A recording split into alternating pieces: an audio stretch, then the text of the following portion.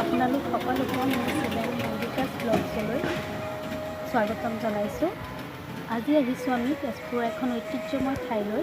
আহকচোন ঠাইখন দৰ্শন কৰোঁ।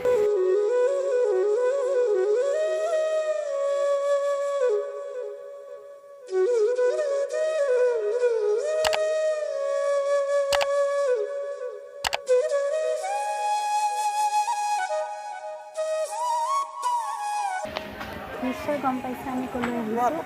আমি আহিছোঁ বান ৰজাই নিৰ্মাণ কৰা অগ্নিগড়লৈ। আহক দেখুৱাইছোঁ, চাই থাকক।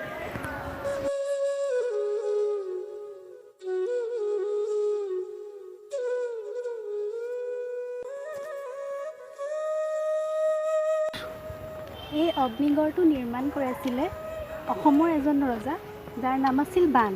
বান ৰজাই নিজৰ পুত্ৰী সুৰক্ষাৰ বাবে এই অগ্নিগড়টো নিৰ্মাণ কৰাইছিল আৰু ইয়াতে তেওঁৰ জীয়ৰী উষাক ৰখাৰ ব্যৱস্থা কৰি দিছিল। শুনামতে এই গড়টোত সকলো সময়তে জুইৰে বেৰি ৰখা হৈছিল, সেইকাৰণে এই গড়টোৰ নাম হৈছে অগ্নিগড়।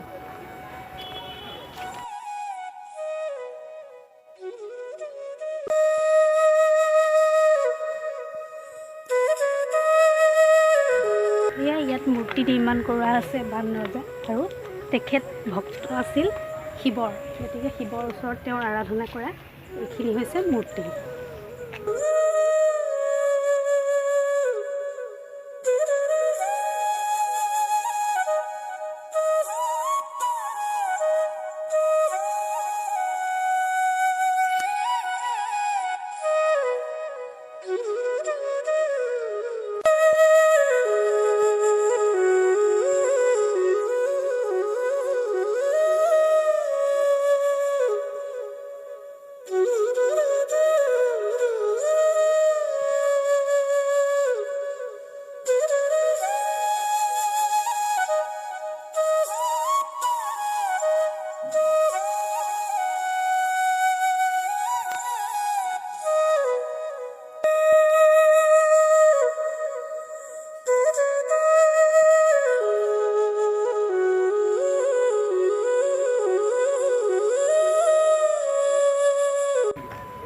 ৰজাৰ জীয়ৰী উষাই যেতিয়া চিত্ৰলেখাৰ সহায়েৰে অনিৰুদ্ধ কুমাৰ অৰ্থাৎ শ্ৰীকৃষ্ণৰ নাতিৰ লগত গন্ধৰ্ব প্ৰথাৰে বিবাহ সম্পন্ন কৰাইছিল, তাৰপিছত বানে গম পায় তেওঁৰ আৰাধ্য দেৱতা শিৱক নিমন্ত্ৰণ কৰি আনি যুদ্ধ আৰম্ভ কৰিছিল শ্ৰীকৃষ্ণৰ লগত, আৰু সেয়া হৰিহৰৰ যুদ্ধ বুলি কোৱা হয়।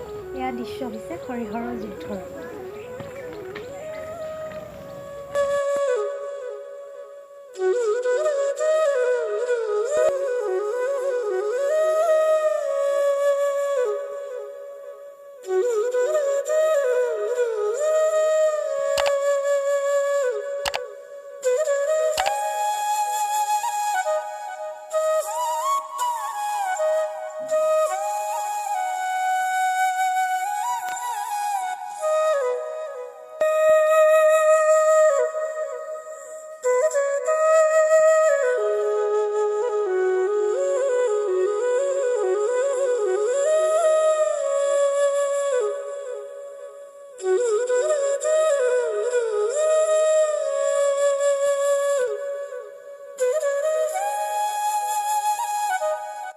আজিৰ ভিডিঅ'টোত মই আপোনালোকক অগ্নিগড়ৰ সমগ্ৰ দৃশ্যাৱলী দেখুৱালোঁ।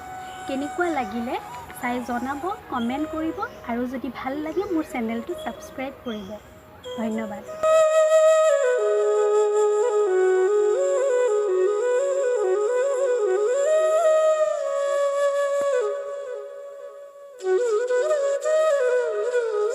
खत्म। Bye bye, tata, goodbye, गया।